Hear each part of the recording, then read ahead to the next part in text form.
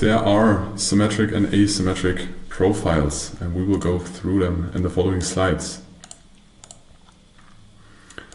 So, there are symmetric profiles like a D, and this analysis and this context analysis of the market profile is different from the D, P's and B's that we had in the previous session. You need to divide this. This is new information, although they are kind of the same shapes. This has nothing to do with the technical deviations or the TTT blueprint or candlesticks. This is only market profile analysis. But we have symmetric shapes. There's just a symmetrical distribution. It looks like a D or balance. There are P shapes that are positively shifted distribution. So you have spent more time on the upper part and less on the low part. And there are negatively shifted distributions. Those are the basics you need to know to analyze the context. And it's not just a P is bullish and a B is bearish. It's more difficult than that. You always need to put this in context, what we will do in the following slides. Important addition is that a positively or negatively shifted distribution has tails. Those tails you already had on the previous slide are like single prints, but on the extreme of the profile. So, either we have a very strong movement in one direction and we are looking for trend following, but we need to know and analyze when is the likelihood of a trend following higher. Explain this in the following slides, or we will look for trades in a balance phase. So we have minimal movement, less volatility, and the market is waiting for news or to change its future perceived value. So, as I said, the P is different from the deviation, but as you can see in the following screenshots, there is always volume and market profile inside because we combine them both. So just that you get used to it. There is a P shape in this example. We have an open down there. We have the close over there. And in the first initial balance, so the first trading hour in this case, because it's a daily profile, we have a strong push to the upside, and then we establish a balance on the top. So we have a P profile or a P-shaped profile. And yes, the market profiles very often overlap with the volume profile structures, but things like buying or selling tails you can see way better and stronger in the market profile. So, a P-shape indicates strength in an uptrend or long positions getting closed, because you have players that are long in the market. If you are generally coming from an uptrend and you have a P-shape like this, the likelihood of long positions getting closed is very high. In a downtrend, a P-shape, so if you're getting a P-shape in a downtrend, so you have a downtrend like this, and then you get a P-shape, the likelihood of this being short covering is very high. So you have a lot of positions, and positions are in profit, or they have trading stop losses, and now they close their positions or they get stopped out with a trading stop loss.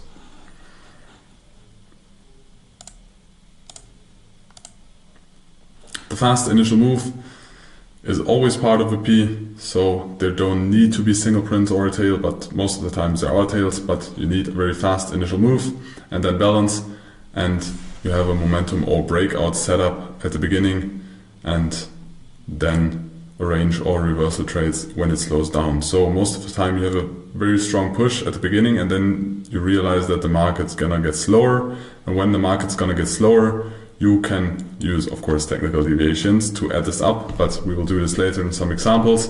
But then you look for range trades. But in the beginning you look for breakout trades above specific levels and look for continuation trades if you want to anticipate a P-shaped day, trading day. And all in all, on this day, short-term traders are in control because the big players usually don't create or like those fast moves. On the other side, we have B-shaped days. So as you can see, we have an open in the initial balance, or at the extreme of a profile, we have a tail that is from here to here, and then at some point the market slowed down and we created a balance, all in all giving us a B. That's why it's called B-shape. So in a downtrend, this indicates weakness and continuation, most likely short positions that have been closed or don't have a big impact because there is still potential to continue short because other sellers are stepping into the game. In an uptrend, this indicates long liquidation. So when you come from the downside, where you are in an uptrend, and then you have a B shape, this is when a market at some point does not find liquidity anymore. Markets always look for liquidity. Those longs get liquidated because another big market player steps into the game, or there are just no buyers anymore, and then longs get liquidated or close their position or get closed out.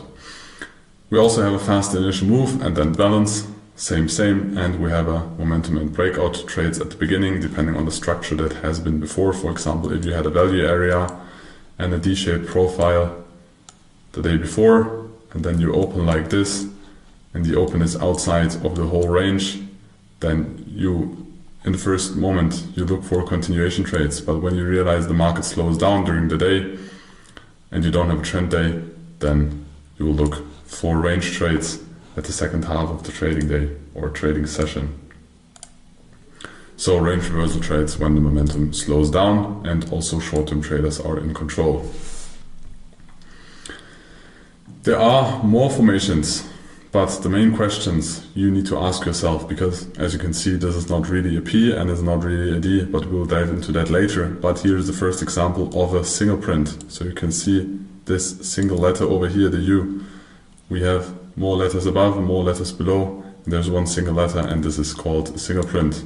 And this is called a tail. This is a selling tail because it is on top, and this is a buying tail because it is on the bottom. But what are the questions you should ask yourself when you analyze the market profile or the markets?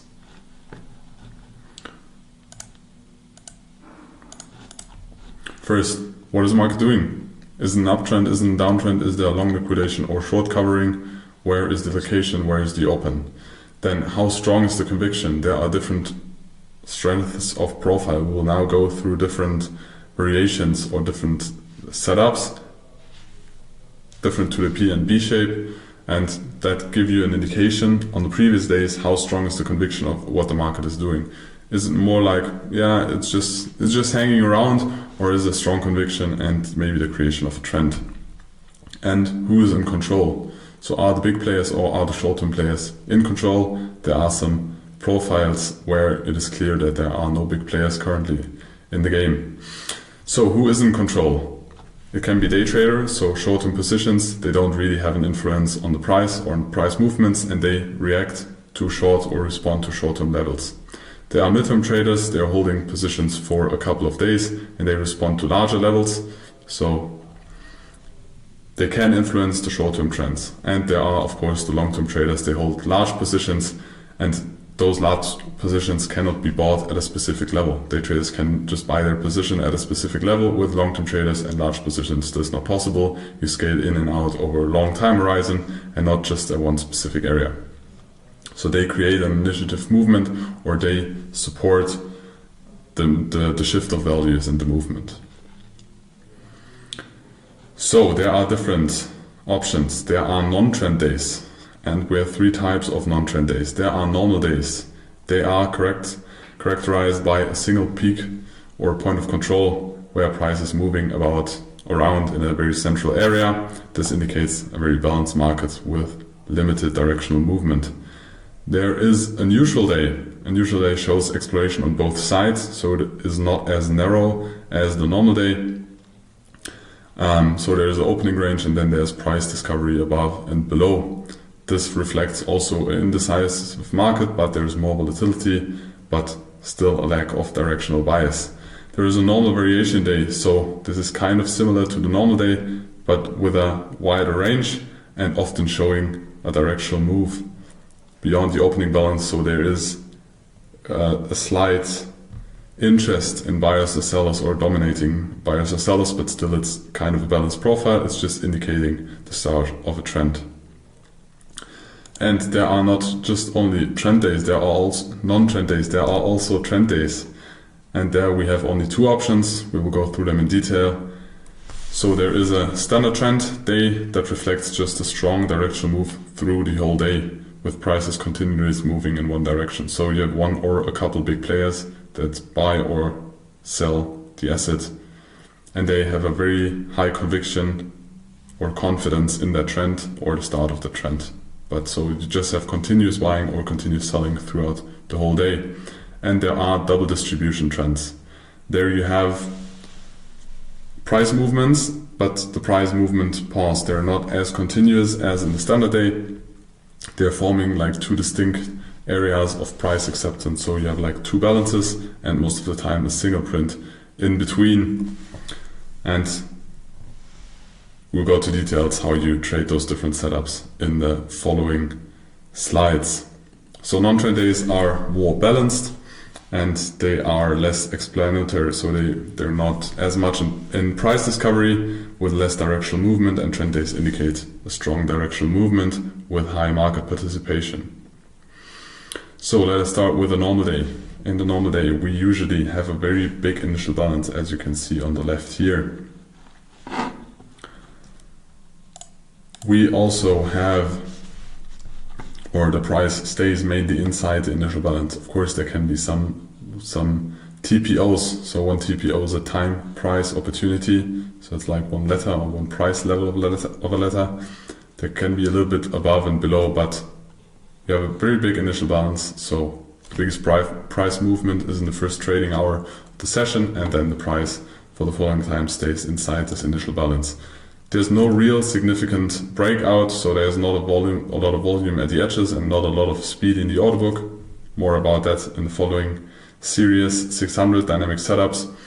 Beyond the initial range, you mainly stay inside there, and it indicates a lack of directional conviction. Neither bulls or bears dominate, they just play kind of ping pong, but nobody has a real strong connection or interest in continuing or creating a move because the big players maybe just accept this price, or there is no need to act. Then, so useful for recognizing the low volatility and then adapting to that, and it's very calm and balanced trading conditions, not very fast. There is the neutral day.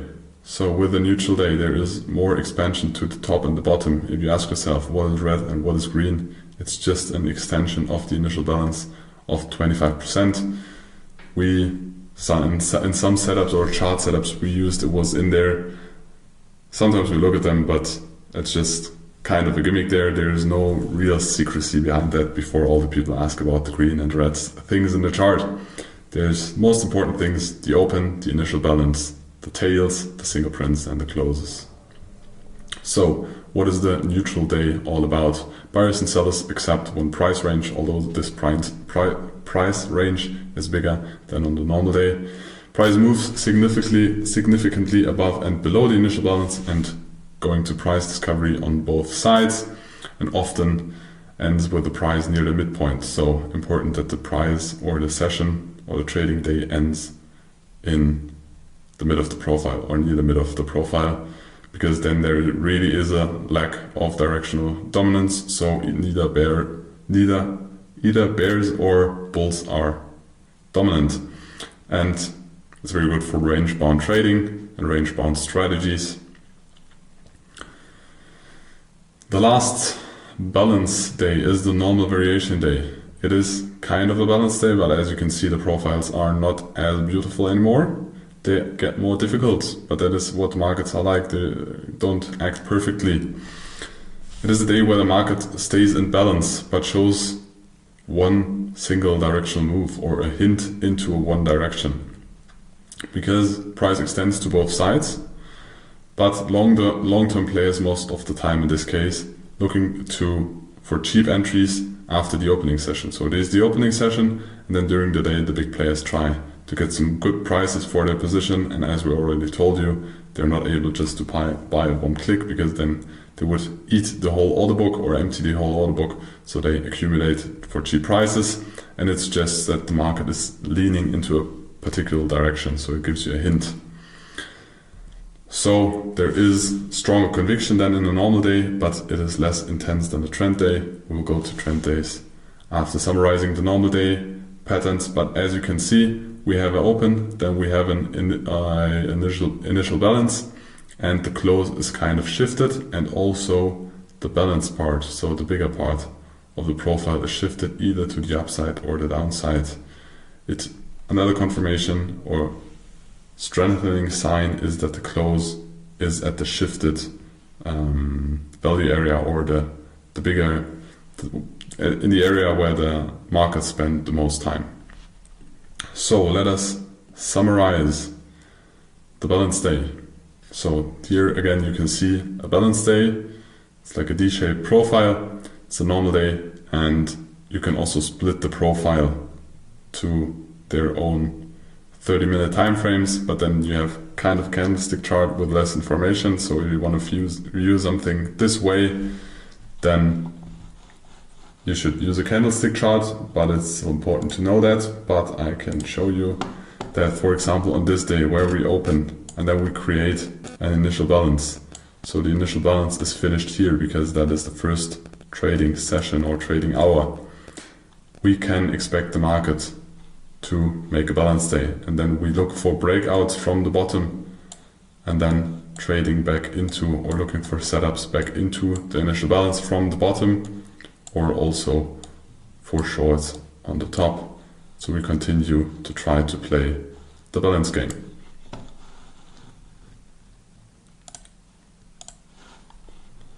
But in this case, for example, you can also see that the close is not directly in the middle of the profile. It would be more beautiful if the close would be somewhere around this range. It's to the upside, which is a first sign of strength.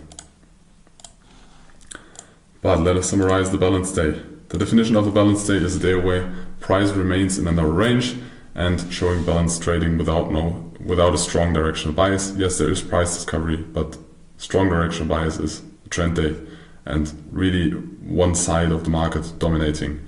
The initial balance typically, or price stays close to the opening range throughout the day, as we can see in this example. It doesn't go far away, and the point of control is most of the time located near the center of the range, with high trading volume in addition at this level. And the volume profile is heavily concentrated around the POC or the BPOC, with lower volume near the edges, so you have a typical D-shaped profile. Market behavior indicates equilibrium between buyers and sellers. Nobody dominates, everybody just steps into price discovery, but it does not last. And volatility is kind of low, markets lack conviction, or they just accept the fair prices, and there are no strong moves in either direction.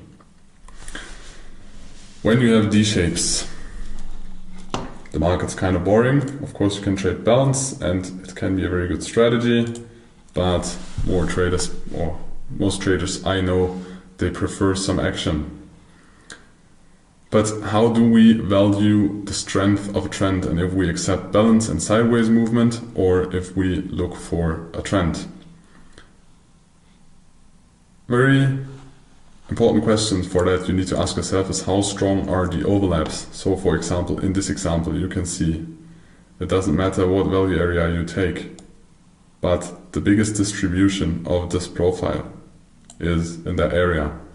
On the following day, although we opened above, it is kind of the same. So the overlap of those two areas are kind of big. We will give you some rules when you can merge those profiles, so you can add them together to one profile, because there is no real new information. This whole profile even is in the absolute range of this profile, so you can merge them, but it is a sign of a strong accumulation area. If the value area, or yes, the area where the market spent the most time or traded the most volume, which are most of the time the same, shift, so you can see here that there is a downshift and they don't overlap that strong anymore. This is a sign of continuation down. When they start to overlap again, as you can see here, 25% of this area is in the previous area, it is a sign of a trend weakening. So if this happens more and more, the trend is likely to weaken. For example, in this example, we have a nearly 80% overlap of the value areas in this case, and we have a strong close above and in the previous value area. So this indicates that this downward trend most likely will slow down.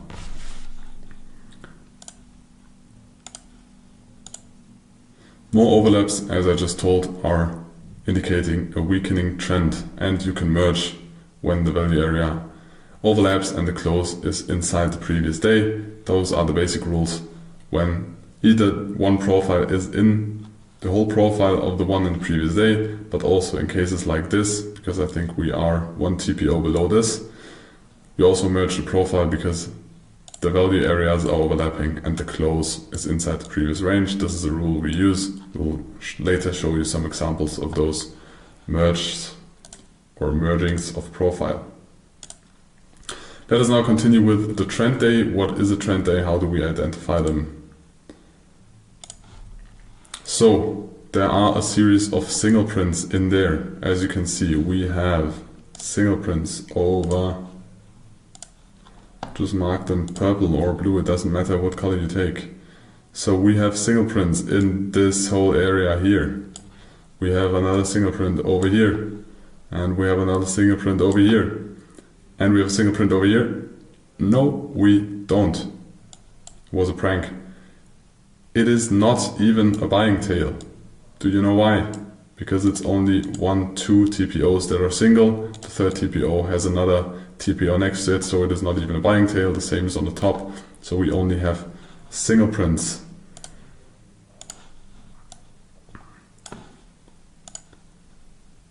On the side to the right, you can see the normal price action. So this is the price action of that day. And you can see that the single prints very often are in the areas where the price moves very fast. Some people call it imbalance. You can call it whatever you want.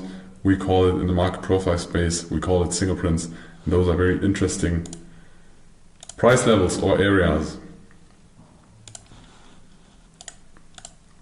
Because single prints for us on a trend day are very often entry opportunities. So when we have a trend day, in this case, we have a trend day to the downside. And this price action did not happen. And we have single prints. So we opened here, we have a small initial balance.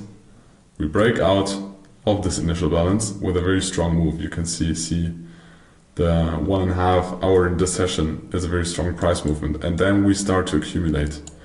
We check for entries at the single print. You see here was the D profile, and the most or the highest single print would have been here, and there's the E letter, so we look for entries here to the downside.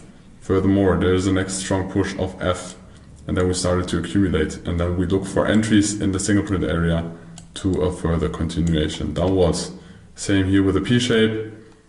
We will look for entries here to the downside so we can scale into a trend day. So we look for breakout or continuation days. Single prints in this case are for pullbacks and then entries. Breakouts you will trade on the other side of the accumulation, but not with single prints because most of the time price there is in price discovery. On this whole day you have value shifts in one direction, so most of the time the profile or value area most traded or most time spent on an area is above the one during that day, and during that day the VWAP is going down, and so the value and the volume and the value area is going down as well. In this case the trend is your friend and you never want to be against the trend on a day like this. The other possibility of a trend day is a double distribution. So in a double distribution you always need to have single prints in the middle. No, you don't need 3, 1 is enough, but you have a single print in the middle, and then you have some accumulation above and you have some accumulation below. This again is the split profile, but you just see the different trading hours or different trading range of 30-minute trading with the different letters. As I said in the further examples, there are no letters anymore, there are only blocks because the letters don't provide a lot of value in our analysis. So double distribution has 2 visible ranges, as you can see, top and bottom, and are divided by single prints. And this initiative changed the accepted value. So you had a start, you had an accept of that balance, and then there was a news, there was an impact, there was a big player stepping into the game, and then the perceived value changed, and we accepted another area. But we don't have, like in the trend day, don't have those continuous movements with pullbacks. We more have a balance, and then we have some strong price movement, and then again slow down with accepting higher prices.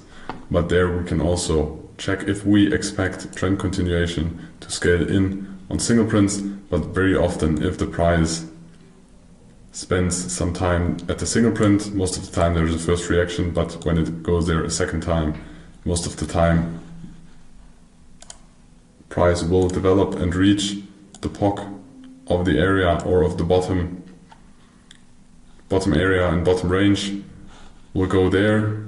There will be also a POC on the top side, and then it will very often fill up that space in between, so it will fill up this low volume area and will spend time in there between that POC and that POC. So now you know the different profiles of trend and balance days. Now we will continue with different market openings and how you read them out of the market profile.